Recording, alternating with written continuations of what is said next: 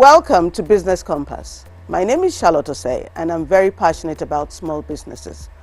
Every week I would have a panel of experts join me and we would engage with small business owners and discuss the challenges they are facing in their businesses, and we'll work with them and help them find practical solutions and give them tools to overcome those challenges.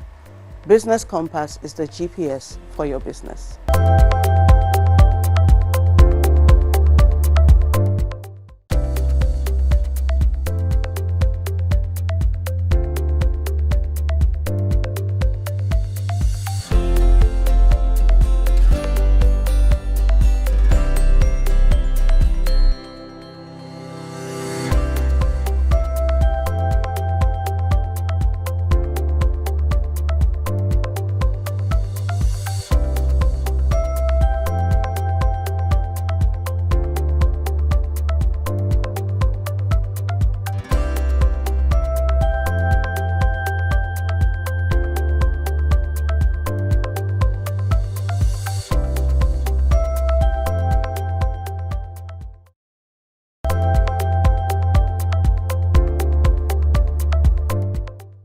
Welcome back to the Business Compass. I'd like to introduce my panel of experts who are joining me today to look at the challenges that are being faced by some of our small businesses in Ghana. It's a special privilege to have Mrs.Mona Quartey. Mona needs very little introduction. She's the managing partner and founding director of BVM Advisory Services. They provide services in the area of treasury risk management, financial risk management, venture capital financing, and business financing generally. And as you all remember, Mona has also held very senior positions in the private and public sectors in Ghana. The most recent being a Deputy Minister for Finance and Economic Planning in the Republic of Ghana. So welcome, Mona, and thank you for joining us today. Thank you very much, Charlotte. It's a pleasure to be here. My second expert today is Mr. Frank Abbey. Frank is a senior manager at the Deal Advisory Services Unit of KPMG, and he's an expert in business accounting, taxation, and venture capital financing. Again, thank you for joining us, Frank. Thank you for making time to come and share your knowledge and your wealth of expertise with us. Thank you for inviting me, Charlotte. I appreciate the opportunity to be with you, and we look forward to assisting our businesses in Ghana to develop and grow. So we have two finance experts, and you have me. My area of expertise is business law. And I think that between the three of us, we are very well placed to discuss the challenges that face PISTIS, our featured business for the week. So in the studio, we have Kabute and Maya, the founders of the very famous fashion brand PISTIS. Welcome, Kabute and Maya. Thank you, and Charlotte. They are two of my favorite people as well, and it's such a pleasure to have them here. I'm incredibly proud of PISTIS and the amazing stuff that PISTIS has done. PISTIS was founded in 2008. In that time, they've dressed very famous women in Ghana, including our First Lady and the wife of the Vice President, and they've dressed me as well. And they are really well known for their bridal collection, top of the line bridal collection. I was particularly impressed when a young bride got her sister to call me. She was coming in from the UK and she was insisting that PISTIS was going to do her dress for her wedding in the UK. And I was like, I didn't know Kabute and Maya were so hot. And I had to pull in all my auntie privileges and get them to give her an appointment. And then you eventually did a very lovely dress for her. So thank you. So that's how big PISTIS is. And I think you've totally changed the trend. Yes. Where before people would import wedding dresses into Ghana, or brides would fly in with their wedding dresses. Now we have brides who are based outside Ghana who want to wear PISTIS for their wedding day. That is amazing. Thank you very much. And when I had a conversation with you, in the past year, you've done over 500 wedding dresses. Yes. Possible. Amazing. More. So now that we've met Kabute and Maya, we would take a quick trip to their premises where they produce all the amazing outfits that we see. And right after that, we'll come back into the studio and would engage with them on some of the challenges they're facing in their business and how we can make them bigger and better.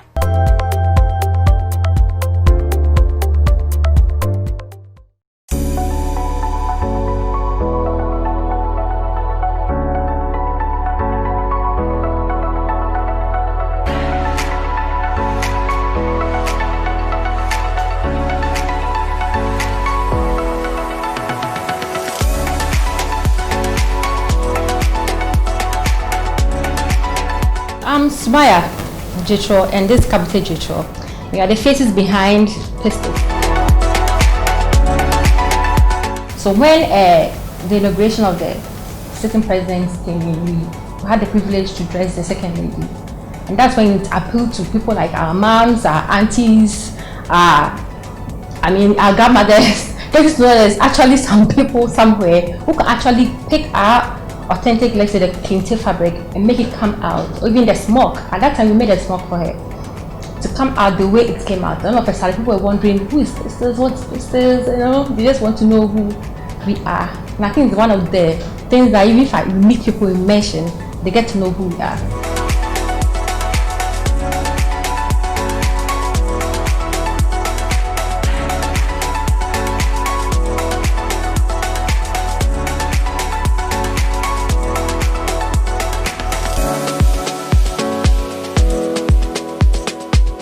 The biggest challenge we face in our line of work is the lack of expertise, skilled labor. So things that could have easily delegated to other people to do, you need to be around every single thing in order to have the finishing and the quality of work you expect to have at the end of the day. So it limits you in the number of things you can do or the variety of things you can do, because you need to be around everything as it's being made. So we believe as we are on business compass, we'll be guided in the right directions to overcome the challenges that we face.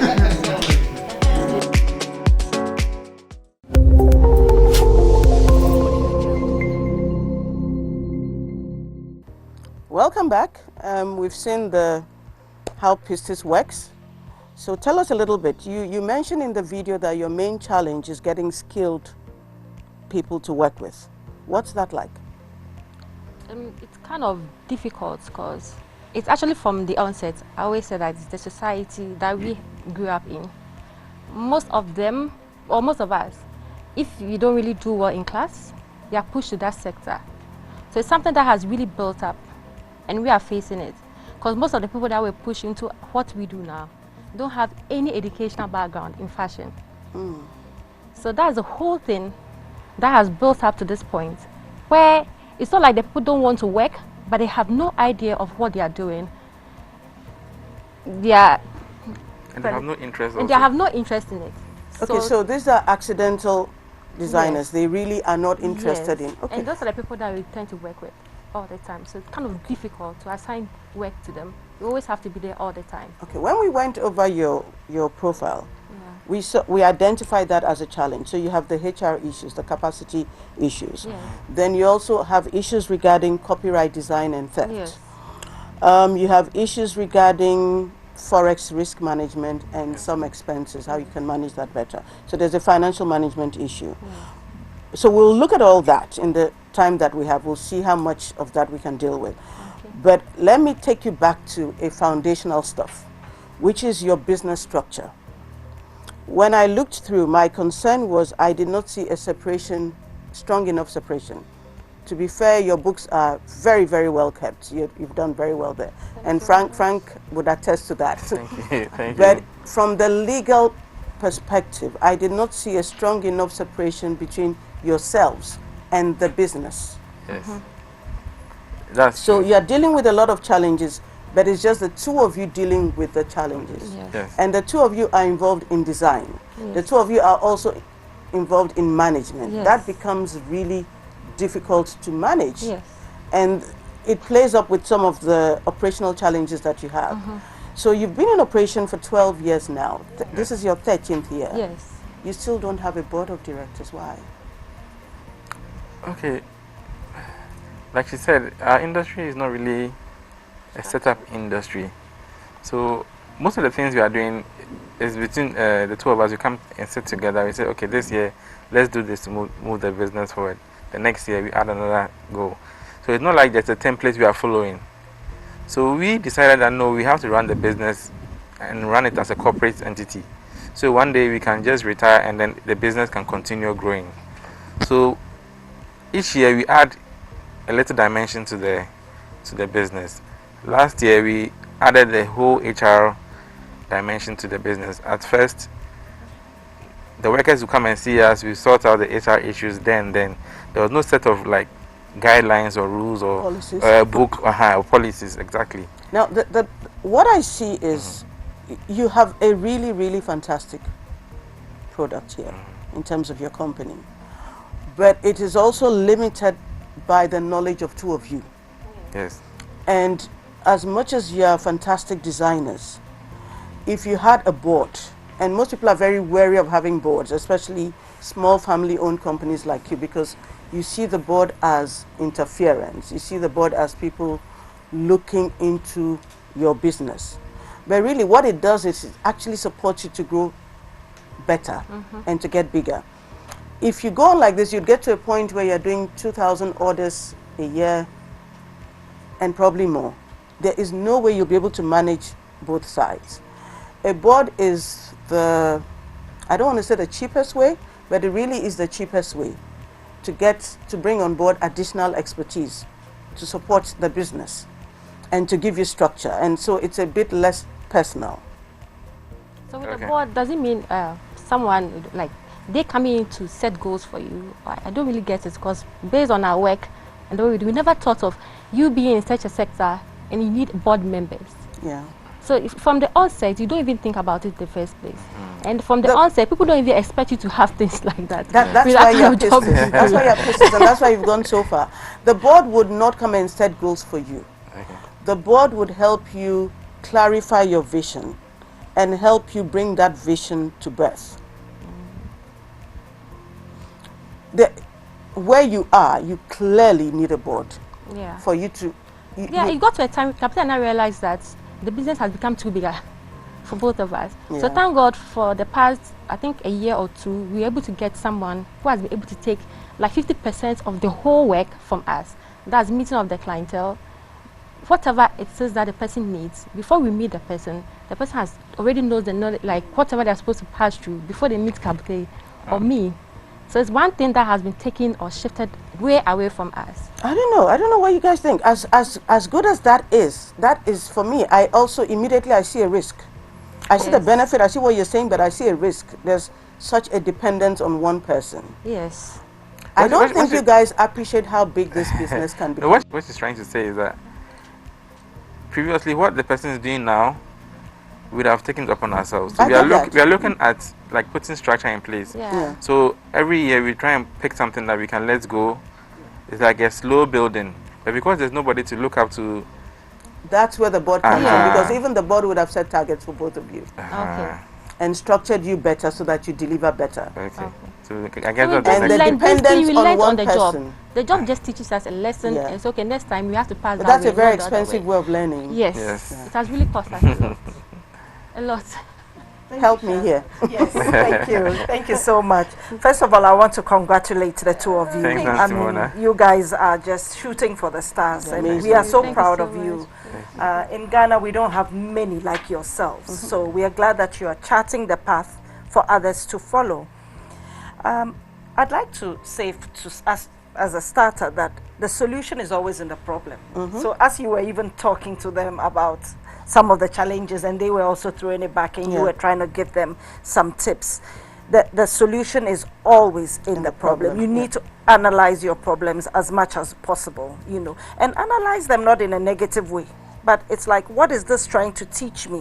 What is it telling me? How can I approach it the best way, considering all the stakeholders? Of course, you are the fulcrum, you are right in the middle, but there are other stakeholders involved that make this become successful, that make it complete and whole.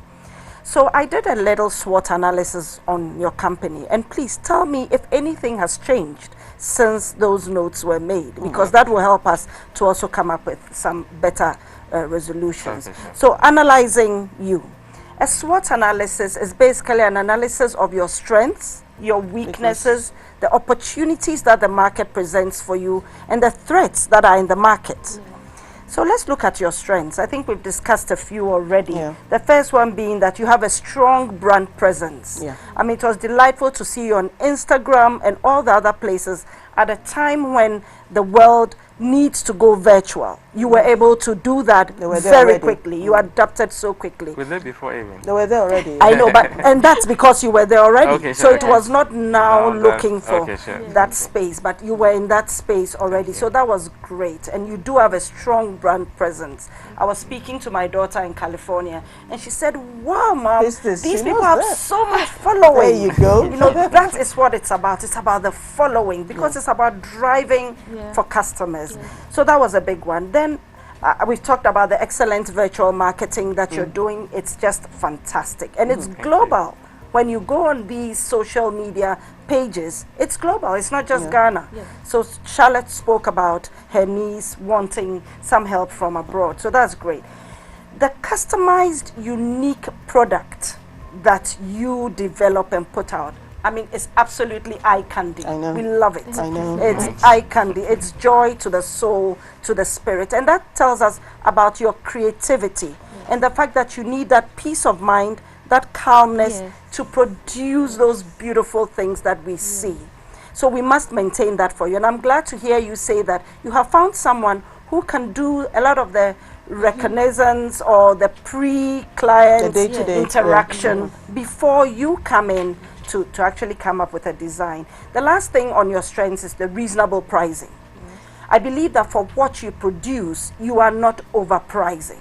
No one needs to go buy a ticket, go to Dubai or go to the US or to UK, but they can buy from you without a ticket. Tay and Samaya, clearly being able to produce from Ghana makes you much cheaper than any product that is imported, any outfit that is imported. So that's a strength for you. With respect to weaknesses, those are some of the issues you have raised already, and we'll speak to some of them.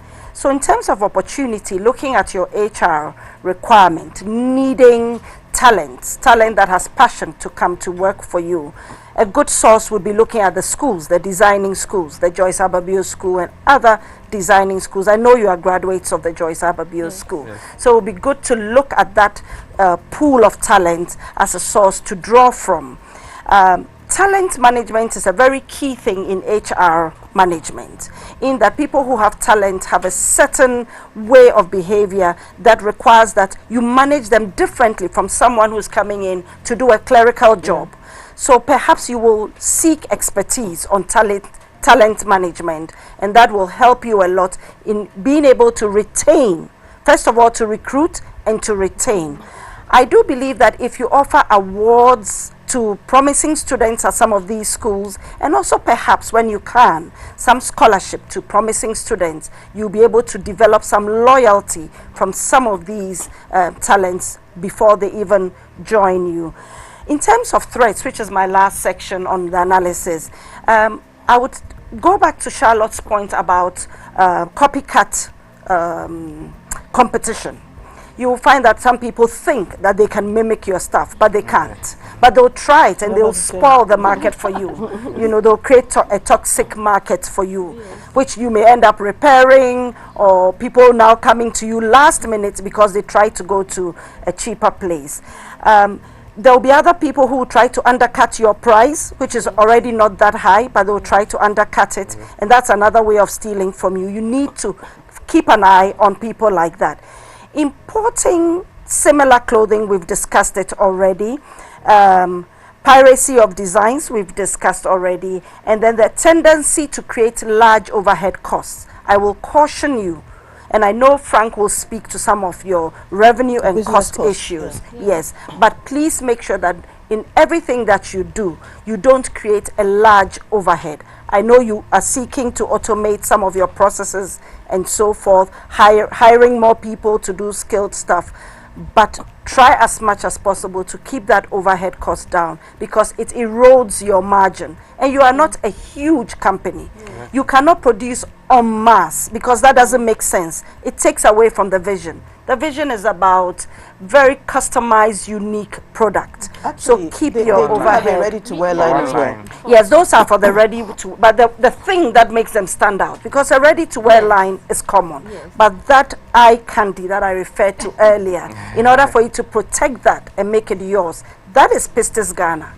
And therefore that you must protect by keeping your overheads down. We'll talk more about costs, but Those are my opening remarks. So Mona has taken us through a very detailed SWOT analysis for PISTIS, and I'm sure Kabute and Maya find that very helpful. We would go deeply into your financial management issues, but I would want Frank to just come in and give us any insights he may have so far into your structural issues, separating the business from the company, and some of the issues that Mona raised. Okay, great. So I think one key thing that I realized from your challenges, and also as highlighted by Mona, is the acquisition of skilled staff. And then, again, if you want to grow, you may want to look at a couple of innovative means of remunerating your people, especially the talents that you want to use to grow, and those that you see as expertise. You may want to look at how you remunerate them in a manner that is linked to their performance on the job or the profitability of the entity. Can you make that simpler to understand for their business? So for a business like you may want to look at things like, okay, do I want to give certain level of employees bonus schemes? Do I want to compensate them based on the number of things they sold in a day and things like that as a compensation measure, just to also make sure that when you bring people in, they are interested in your business growing and making profits with it. So those are some of the structures that you'd want to be thinking about and things like that. When I've had a cursory look at your financials, again, we're going to go into that. Yeah. Okay. After the break, we would now go into the financial issues and see how well PISTIS has been doing. So we'll take a quick break.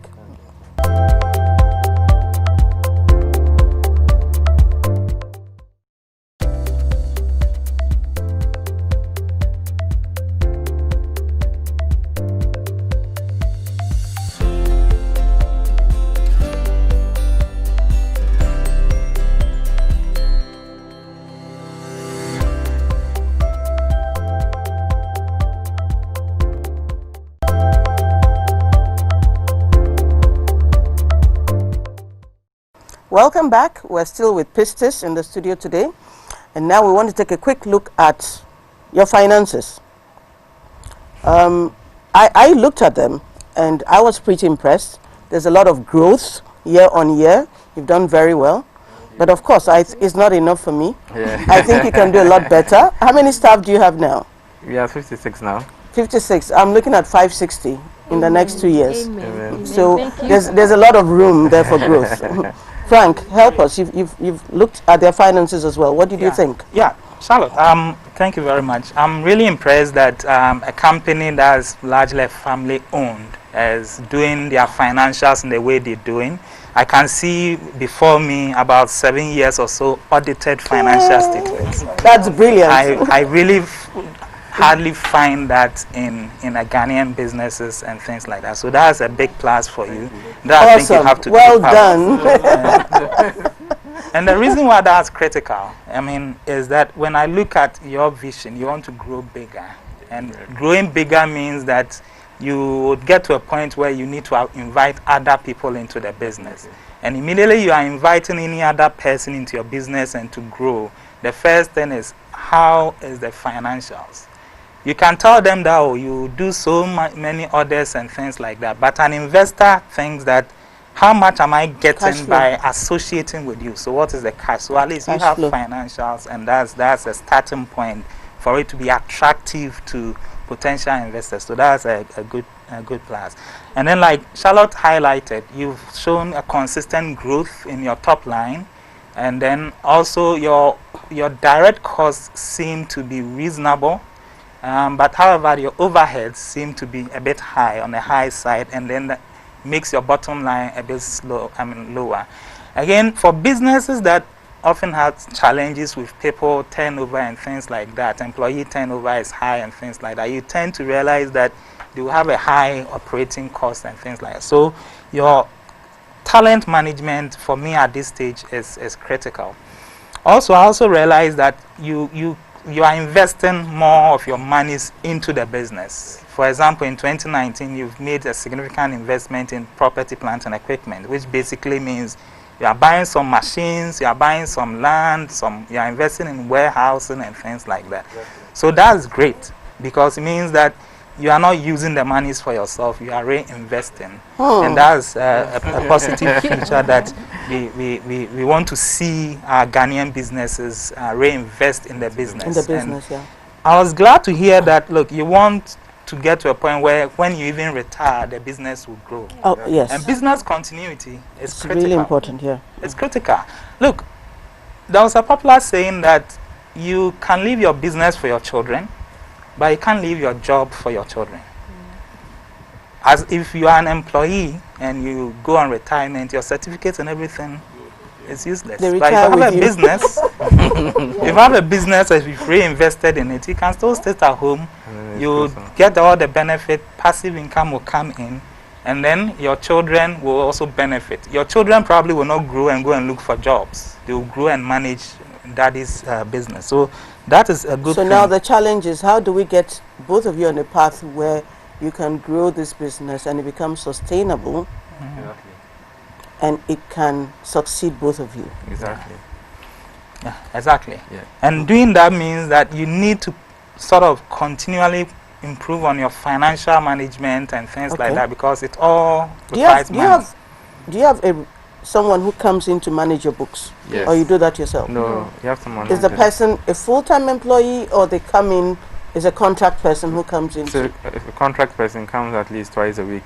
Okay. Yes. That's good. That's actually a very good practice. At least twice a So week. if you cannot afford to have a full-time employee managing the finances, it's good to have somebody who comes in once a week, twice a week to keep your books. Yeah, Very good practice. Also, let the person prepare the accounts for you regularly and use it to monitor how you are performing. So on monthly basis, they prepare financial statement for you, and you'll be able to see whether compared to last month you did better or not. So I think what I'd like to say before I bring Mona in is that as the owners of the business, and it can be very challenging in the kind of business you're in because you're managing the creative side as well, but you need to form the habit, both of you, Maya including you, of tracking the numbers. Yes.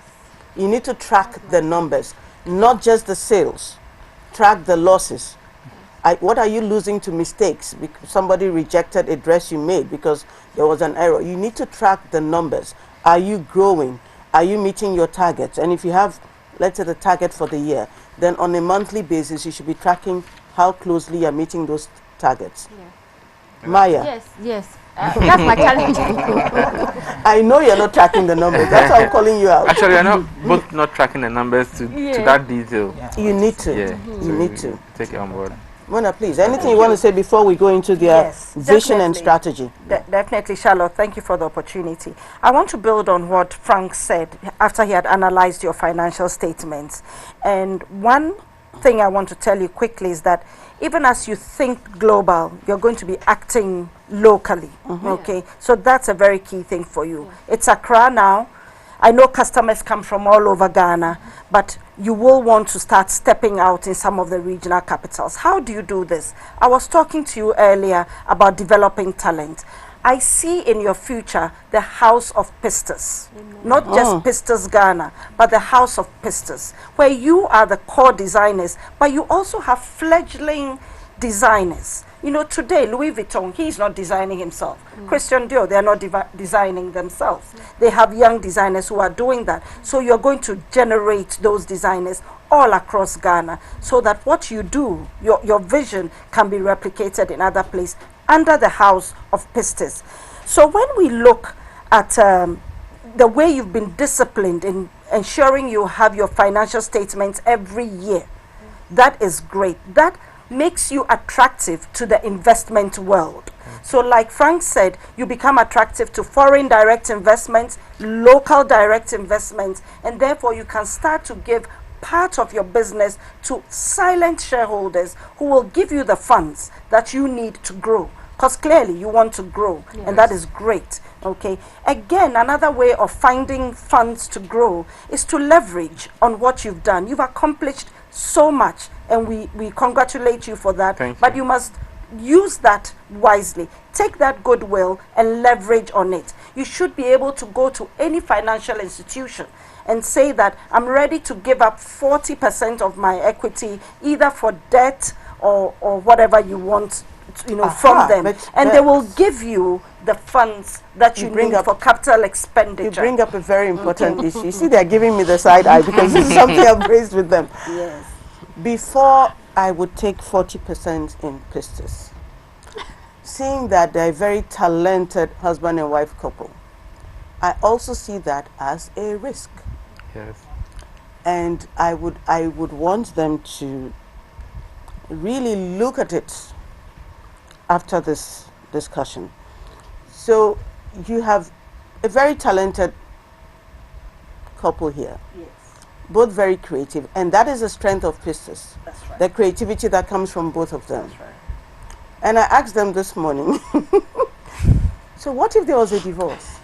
So Charlotte, the risk of everything sitting on them is what we just discussed, where they need to develop the house of Pistis. There has to be more designers. There has to be a time that you take 1 year sabbatical leave, but House of Pistis is still designing. Exactly. We are still seeing beautiful clothes, and the revenue is still coming in, and costs are kept low. So we reduce that risk by allowing you to develop other people, financial discipline, as Frank has said, and you being able to give part of your business either to Mrs. Charlotte Osei, or agreeing that you will collateralize part of it to a bank to give you funds to grow bigger. You have the opportunity right there, and you must take advantage of it. But how you do it is going to be critical. Charlotte spoke about having a legal structure of your entity to the extent that you either have a board of directors or some governance system like that. They would help you with that. Governance. You see, they would help you with that separation.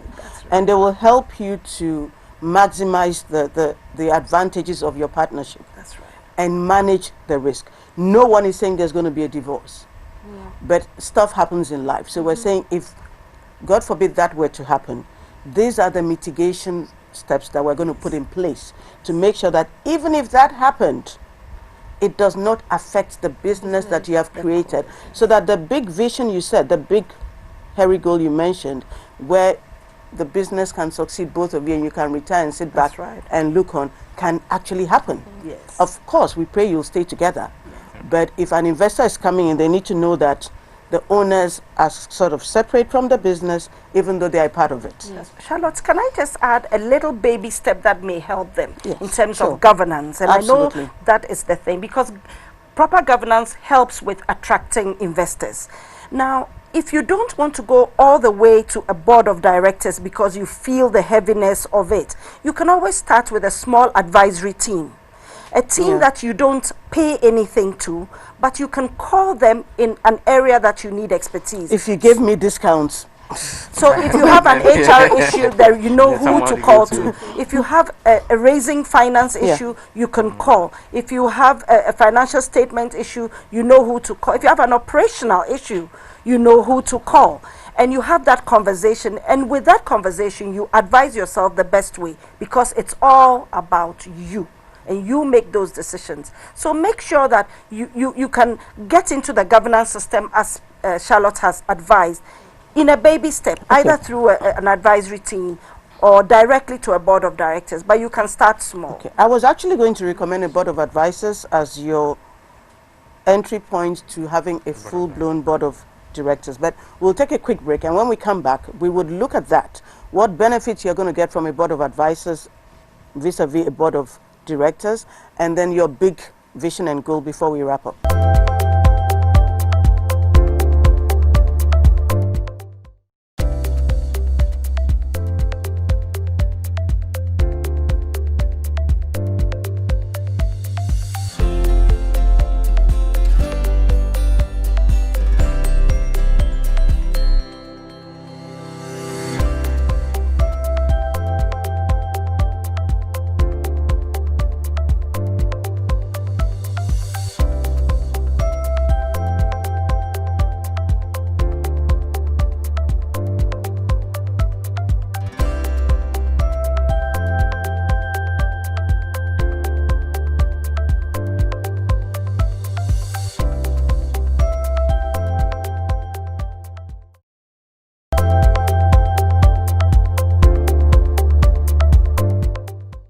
Welcome back, viewers, and thank you for making time to join us on the Business Compass.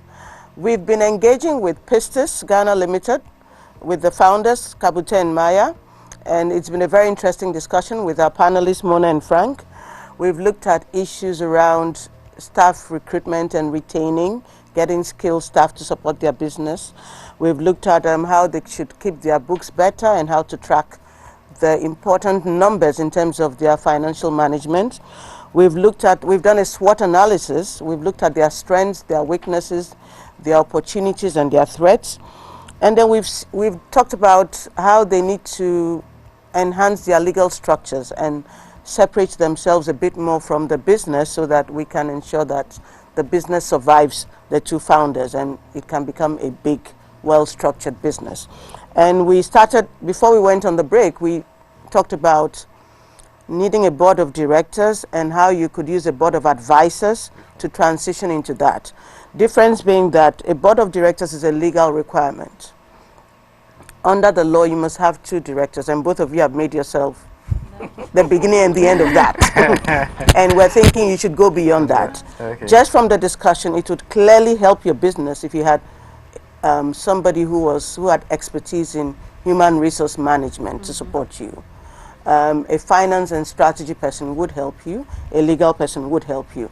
And if you do not feel that you are emotionally ready to bring on a board of directors because they have legal powers and the decisions they take at a board meeting are binding on you, we are suggesting that you have a board of advisors, which is an informal group of advisors who can support you and just come in and help you look over your books, look over the business, give you some guidance in terms of strategy, in terms of legal issues, in terms of HR issues, and you can slowly transition into having a full-blown board of directors. Advantage you have with the board of advisors is that because it is not a legal requirement, it is more informal. So you call them in as and when you need them. And but please do not get more than 3 to 5. It's going to be overwhelming for you. Keep the number small at this point. And also find people who are not going to use you as their means of survival. In other words, find people who are employed and don't need your business to survive. And I don't necessarily think that you need to find people who are in the creative industry. If you found it could help, but look at the skills that you think you need to bring on board to support the business so that the business grows. Before you leave, we'll give you some notes on putting together a board of advisors and the difference between a board of advisors and a board of directors. So let me just add one point to what you said. Please do. What Charlotte has said is very critical. At a certain point in time, you will start to understand the independence of directors. So you are executive directors. It is good to have independent directors, as Charlotte said, people who are not even in your industry, but have the skills that you want them to bring, whether it's HR or finance, but who look at it with a fresh set of eyes. So when they give you advice, you know that it's above board. They are not interested in your money. They are not interested in copying what you do, but they are truly independent. And in governance, it's a very key thing that when you have a board, it's made of executives and independent Don't stack them with directors. family members. Very independent Never helps. people. No, Yes. never helps. So I hope that will help you too. Frank, yeah. And it's an exciting idea. I think it's an initiative that maybe Charlotte we may want to talk about to support like small businesses like this. Maybe we may, some entrepreneur may take up the responsibility of setting up a board of advisors that as just a corporate service 2, 3, yeah. that will have expertise in various segments, and then people like yourself and other people can always call them and get advice and things like that. Be an independent check on you, So because it might be burdensome for you alone to use it. So to maybe do all that, yeah. if there's other small businesses that we can enroll under that structure. Oh, you're talking of having a board of Yes. advisors and putting different small businesses. Yeah. Okay, that's not a bad idea. You get it. So Centralized. centralized Okay. thing. So a group of small businesses could call you in and ask for advice and things like that. once in maybe every 6 months, we ask them to bring their financial information. And we just sit and look at it. Yeah. We make suggestions for improvement for them and the likes. It could be a That's nice way of that's a supporting really the good idea. SME sector. So, I mean, we'll think about it. If it's something we can put together, we would. So that it will be beneficial to you. But you guys, you've listened to us talk a lot, and just throw a lot of stuff at you. Do you have anything you want to let us look at, or you want to share with us, or is there something some suggestion that has been made that you are kind of like, would this really work? Yeah. Okay, so our vision as Pistis is to be in every African household. Oh, hold up. Let's repeat that. Your vision, I like this vision actually. Your vision is to be in every African household. Okay. So and beyond. And beyond. By what date? There's no date now. But So that's we our need to vision. clarify that vision a bit Exactly, more. exactly. If you have a goal like that, you must put a timeline to it. Otherwise, So then how do you know they are I think meeting we it? we used to set goals like 5 years ago or 6 years ago. When we started, at least social media was in, so we started. That was our main focus, to make sure that every occasion that you go to, whether from birth all the way to even death, so we'll be able to do some. I mean, clothes for some, dead. You've done clothes for. Yes. They've done shrouds. No, That's very nice too. Yes. Really? Yes. So A Pistis shroud. yeah, So for every like milestone four in couples. life, Yeah. you are there We to want to provide. be there Okay. That's nice. and beyond. And we didn't even pay attention to Africa, but we realized that Africa was actually watching. So most of our clientele are also coming from, other African Which countries? Oh, we've done Tanzania, we've done Gabon, we've done Cameroon, That's fascinating. Cote d'Ivoire, quite a lot. Some, Amazing. Nigeria, And Nigeria. Burkina, Togo. yeah. We have quite a couple Before of you even clients think that of come the from people Togo. in London and America, those ones, it's obvious though, they get to us. But we are not really paying attention to Africa.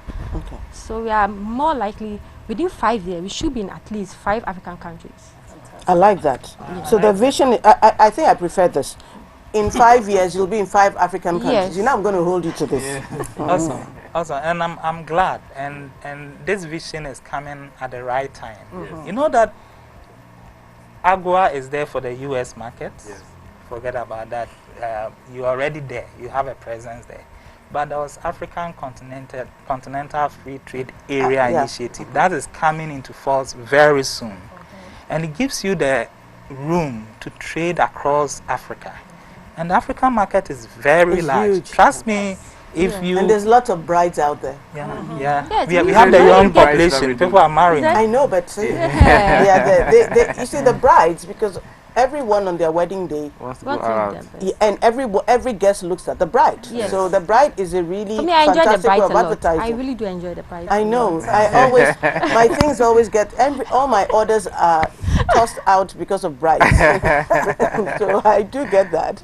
So they're ready to work and enjoy the African Yes. Continental Yes. Free Yes. Trade Agreement. Yes. So That's we need to expand production drastically, seriously. I told you 560. Seriously. I think 560 is not staff. I enough. told you. Maybe It's it not might even be enough. enough, There you go. I'm going to have a very big warehouse within 5 years as well. Okay. Yes. Yes. Because we're able to acquire lands that we can easily put up any warehouse that we really want to. Yes. Yes. So the warehouses, is that to stock No, what you mean inventory by or to warehouses? stock clothes? Or what Warehouses does that mean? For production. Manufacturing houses. Manufacturing Oh, houses. so Yes. for Production hou- yeah, yeah. production houses. Okay. So we have 3 lines. That's the melange by Pistis. We have the exclusives. That's the kente and then the evening gowns. Then we have the nuptials. That's the wedding gowns. We are looking for it to add the kids line and then the man. Even though we've been doing the man for a while, we've not really exposed it. It's based on order. So we like to introduce to that line as well. So we've acquired some lands, and we know that the space we have now will not be enough for that. So we are hoping that within that 5 years that we have all those visions going through this country and that country, even within our regions, we should be able to have a very good production space, so that if anything or when we are ready for it, we are just there. So that's what we are actually working on. So by 2025, we should be I talking like about that. this. I'm going to give this to God you willing. guys.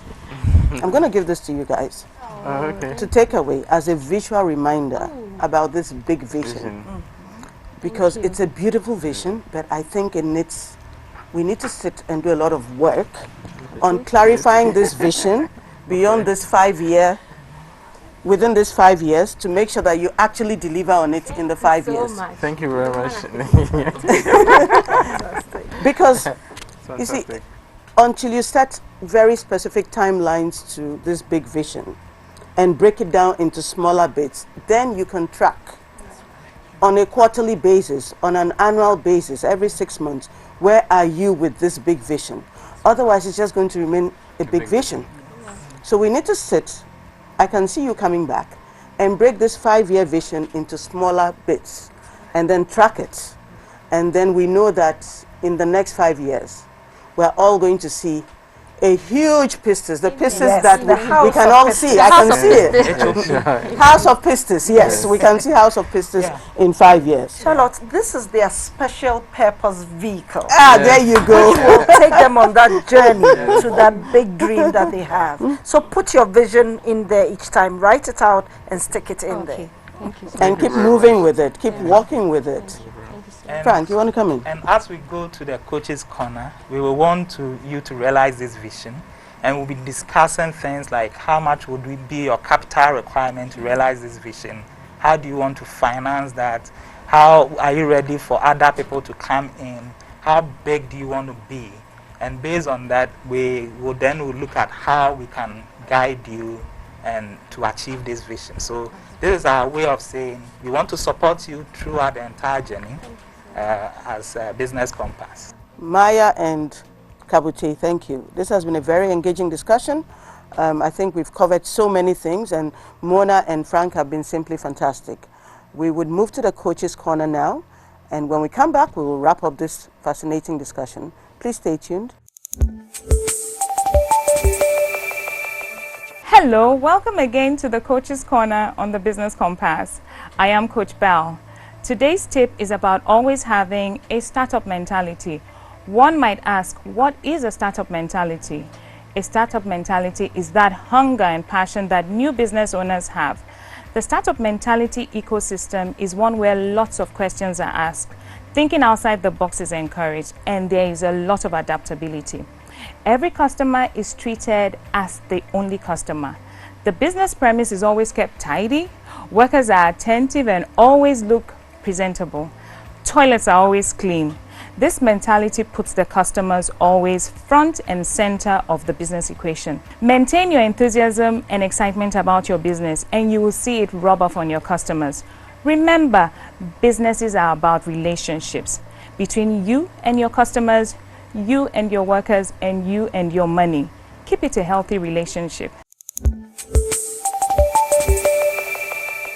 Welcome back from Coach's Corner. I believe it was inspirational, and you are all re-energized and motivated. Today we've looked at Pistis, and we've all discussed how we're going to move from Pistis to the House of Pistis. Our vision is clear, and we're looking forward to working with Kabute and Maya to make the House of Pistis become a reality. Mona, do you have any final words for Kabute and Maya and for our viewers? Thank you, Charlotte. I would just like to say that people will always remember how you made them feel. Your clients and your staff are your most important assets, so never forget that. And that goes out to all business owners out there. The other thing that I would like to say to business owners, small business owners, is that as leaders, the first thing you need is courage. And I see that already in the two of you. Yes. You need courage. You need to be self-aware, okay? So you're observing. You need to focus on what you're doing. Quality control is an important part of your being able to retain business and sustain business, as Charlotte referred to. And the last thing is humility. Never forget where you came from, and let that humility always dwell in your heart. And you will do well. This goes out to all other small business owners. Thank you, Charlotte. You're welcome, and thank you so much, Mona. That's really, really great advice. Frank, any advice for our viewers and for House of Pistis? Yeah, for our viewers and future House of Pistis, I'm glad you made it, and I'm really impressed that you are carrying through the vision. You've done a lot of the groundwork. You have very good success history. I believe that as business owners in Ghana, we need to dream big and bigger. Okay, we need to see Ghanaian businesses grow from mom and pop business to a business that can sort of have a capital of, say, $10 million, $15 million. That's what we need to see. Because as a country, we are growing. And to grow with it, we must have local ownership. And local ownership means that every business should think about expanding. And in your vision to expand, be mindful of the fact that I always use this, that you are better off with 10% of a million than 100% of 1,000. Yes. Okay. So if it means bringing others in to grow your business to become a big multinational, bring them in, and even if your percentage is small, you can sit back and let the business grow and enjoy. One key advice in finance, we always say, if there are other people's hands in your business, they always will make sure they help you to succeed because they have their skin in it. And that could be your employees, it could be bankers, it could be investors. So my little advice from finance perspective to Ghanaian businesses, let's dream big. Thank you, Frank. That was really good advice. Thank you, Mona. Thank you to Kabute and Maya for joining us today. And viewers, you heard it. You need to dream big. You need to have a clear vision. You need to work towards that vision. You need to bring in expertise in the areas where you need expertise to manage your business. And having investors, having other shareholders is not a bad thing. It's good. It helps you run your business better and it helps your business get bigger. My name is Charlotte Osei. It's been my privilege to be your host on the Business Compass today. And I'm passionate about small businesses. And at the Business Compass, we are the GPS for your business. Please join us next week for another episode.